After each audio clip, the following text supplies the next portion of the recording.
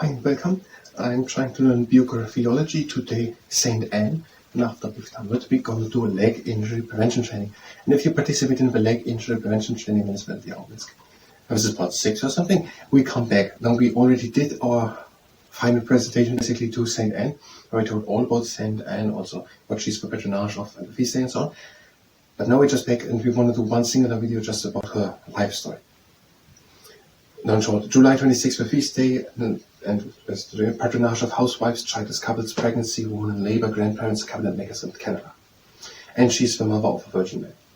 So, all that is known of Anne, the grandmother of Jesus, is derived from a 2nd century apocryphal book of James, which professes to reveal matters leading up to the birth of the Virgin Mary.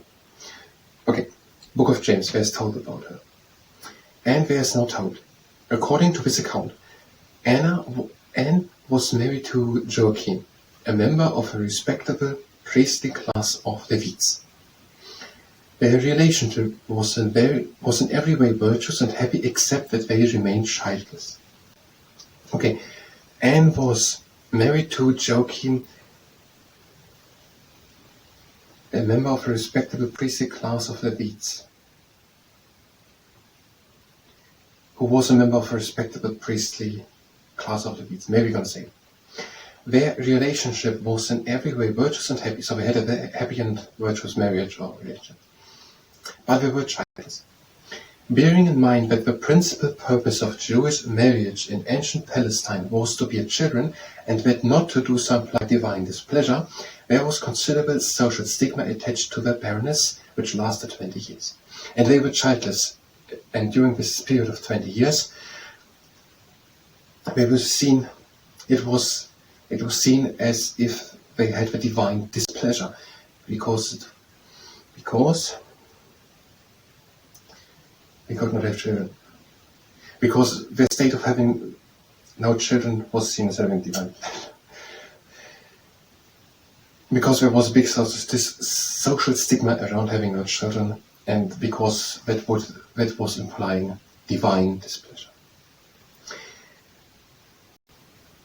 A high priest, for instance, is said to have refused to accept Joachim's generous offering at the temple on account of his unworthiness. I don't know what offerings, so I cannot say. Then suddenly, each partner received an angelic visitation promising the birth of a daughter. On hearing the news, and convinced of its truth, Anne rushed to see her husband and embrace him at the Golden Gate of Jerusalem. So both got an angelic visitation telling them that she's receiving a daughter. And she runs off and embraces Joachim at the Gate of Jerusalem. Any misgivings there may have been about God's favor of his couple were displayed instantly. Whatever. Any belief that they had a divine displeasure were now dispelled.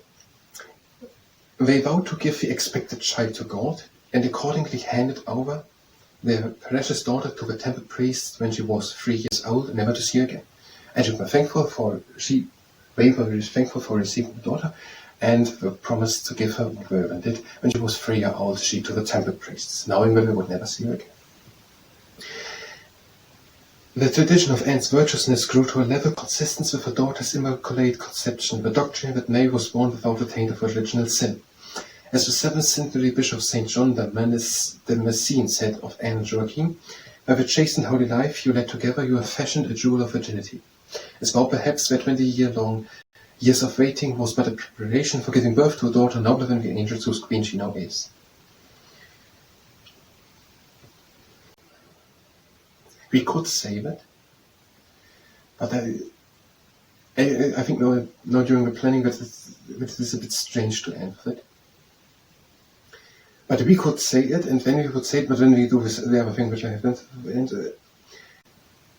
that for example was said about them by, if I would say it, the Bishop St. John Damascene, that it is as if a 20 years of long waiting for a child was like a preparation for giving birth to a daughter more noble than the angels. And then we would end with Saint Anne and Joachim the parents of Mary, of the Virgin Mary. By later medieval times, there was a good deal of interest in the cult of Anne, and many churches were dedicated to her. And Archie sometimes depicted teaching a daughter to read, and frequently appears in sagas of the life of a virgin. Her cult flourished particularly in Brittany, northern France, where it replaced worship of her patron lover goddess Nana.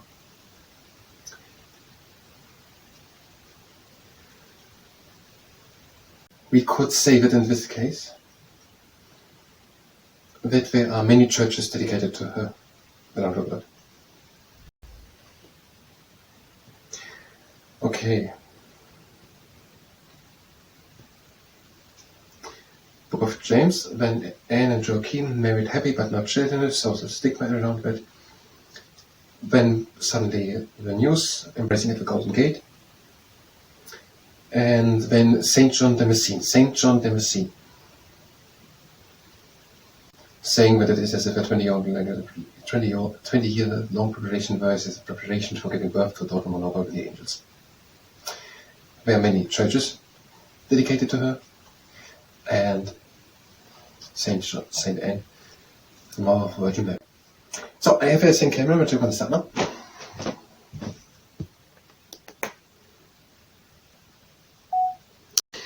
I don't know yet about the title, but maybe it's something like the lifestyle part of the biographyology part, or something. Saint Anne's life story. I don't know, it doesn't really make sense. I'm just going to say no, Saint Anne. Saint Anne. About Saint Anne is told in the Book of James, and there is told that she was married to Joachim. He was a respectable priest of a Levite class, and they lived together a virtuous and happy marriage. But they had no children, and at that time it was seen with a big social stigma. It was seen as if it would be implying divine displeasure.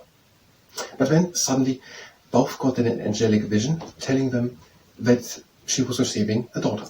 And so Mary, convinced of the truth of his prophecy, rushed out and embraces now Joachim at the Golden Gate of Jerusalem. And now actually we get a child, and we're promising to give this child, Mary, when she is 3 years old, to the priests. And they actually do that, knowing that we would never see her again. We're giving her to the temple priests. And Saint John Damascene, a bishop, has said about them, sometime later, that it is as if a 20-year-long waiting on getting a child was like waiting and preparation for giving birth to a daughter more noble than the angels. And there are many churches dedicated to Saint Anne. And Saint Anne, she is the mother of the Virgin Mary. So Mary was a daughter. And that is according to A Treasury of Saints by Malcolm Day on page 10.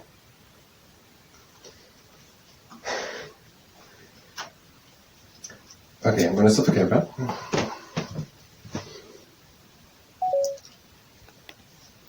We need to find another way, but let's look for more. A Treasury of Saints. 100 saints where lives and times, so Joseph is saint, then Saint Joseph. Malcolm Day. A quarto book.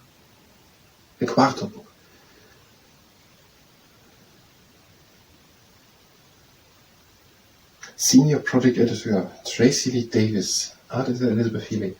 Editor Andy Armitage. Now here's nowhere Malcolm Day mentioned. So who's Malcolm Day at all? So we could say now Andy Armitage or Tracy Lee Davis. I don't know, maybe I'm going to look up who Malcolm Day is. Like that. I don't know. We have to find out who has written this book. Now, if you were here for biographyology, you can go directly to the next part of biographyology. Not if you're there. Yes, if you're there, there's biographyology. If you're here and stay here, then we're doing now leg and prevention training. If you stay here and participate in the leg and prevention training, then it's at your own risk. And we're having a good standing, and this way we have a leg with expert in front.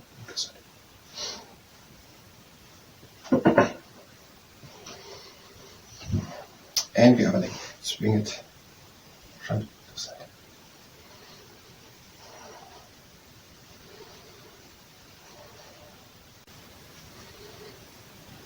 And now, pull up front and back.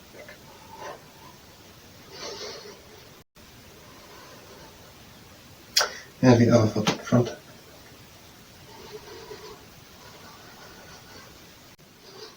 And one leg up, breathe in. Outer leg to the side. Again in. Out into the middle. Down. Outer leg up. Breathe out. Again in. Out into the middle. And down. Leg up, hands out, breathe in. And out, go with hands over to one side. Over to the other side. And now across, also with the leg over to one side, with the hands over to one side. With the legs out. Change, both to the outside, without crossing the middle line. Middle and down, and the other leg up. And hands out to the side.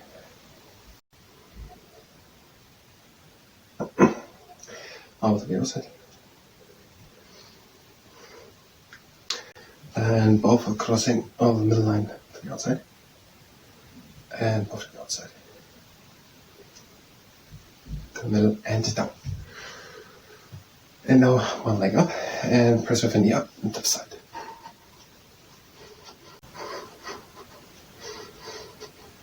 Other leg up and press with a knee up to the side.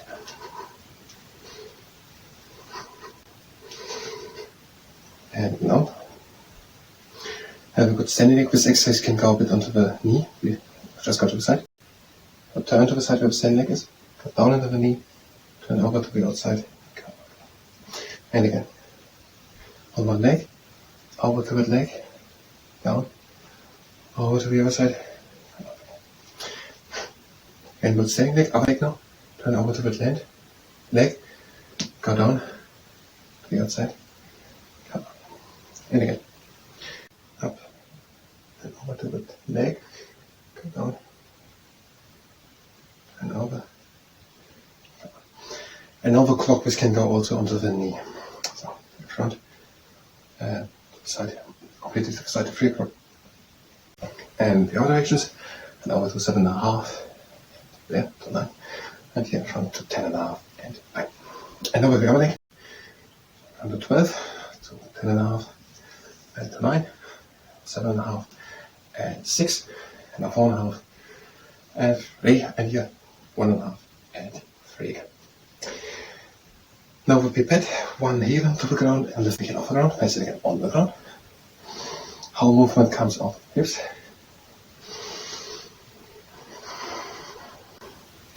And upper heel onto the ground.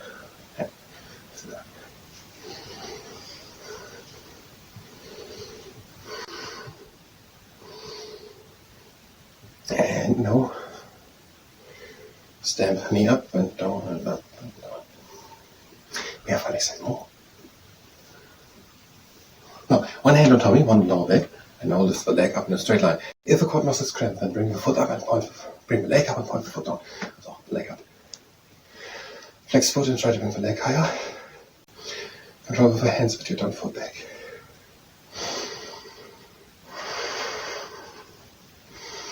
And bring the leg up and point the foot down. And the other leg. Bring it up and try to bring it higher.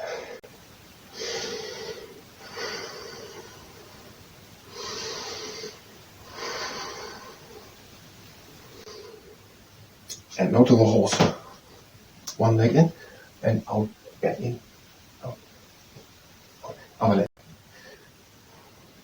And now you can do again the stamp of horse, or you can do the camel, so leg in and out, but this time the whole body moves.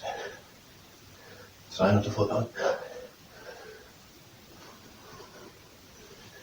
And to the other leg, leg in, out. You can do again the stamp, horse or the camel, or take a rest. Or you do now exercise. Now the whole leg swings. The whole standing leg. Try not to fall in the abdomen. Flex foot at the swinging leg. The upper part of the body comes down and the leg comes down. And then another one. And over the other leg.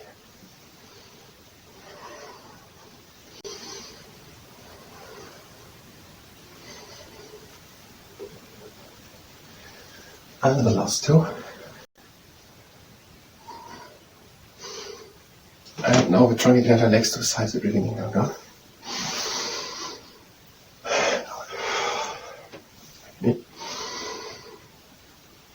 Out. Breathe in, close the legs.